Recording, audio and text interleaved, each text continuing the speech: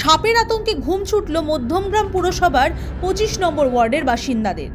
দোহারিয়ার ক্ষুদিরামপল্লী এলাকায় রয়েছে অনেক জলাজমি। বাসিন্দারা জানাচ্ছেন, বাড়ির বাইরে হামেশাই ঘোরাফেরা করছে বিষাক্ত চন্দ্রবোরা সাপ। ঢুকে পড়ছে ঘরের ভিতরেও। সাপের ভয় কাঁটা হয়ে রয়েছেন তারা। আজকে সকালে দেখলাম ওখানে রোদ খাচ্ছিল, রোদ খেতে বেরিয়েছে। আচ্ছা, তো সেই জায়গা থেকে মানে কি সাপ ছিল কিছু বুঝতে পেরেছেন? হ্যাঁ, চন্দ্রবোরা। কি বলবো, এরকম একটু নিরাপত্তা হলে ভালো হয়, সাপগুলোকে একটু উদ্ধার করলে রাস্তাঘাট ভালো হলে। ঘরে কখনো পৌঁছেছে? হ্যাঁ, ঘরে পৌঁছেছে। তখন কি করেছেন? ডাঁড়া সাপটা প্রচুর ঢোকে, সেটা কোনো তো এতদিন ভয় পাইনি, কিন্তু এই চন্দ্রবোরা দেখে খুবই আতঙ্কেতে আছে।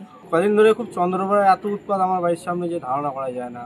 মানে যখন খুশি তখন দেখা যাচ্ছে, আর যখন দেখা যাচ্ছে 2, 3টে, কোনোদিন একটা, কোনোদিন তো মানে থাকছে 2 ঘন্টা 1 ঘন্টা, কোনোদিন সারাদিনও থাকছে।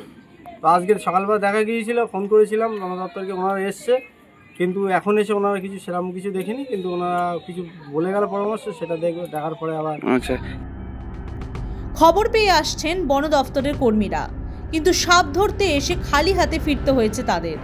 কোন গোপন ডেরায় আস্তানা বানিয়েছে বিষধর সাপ, চিন্তায় এলাকার কয়েকশো পরিবার।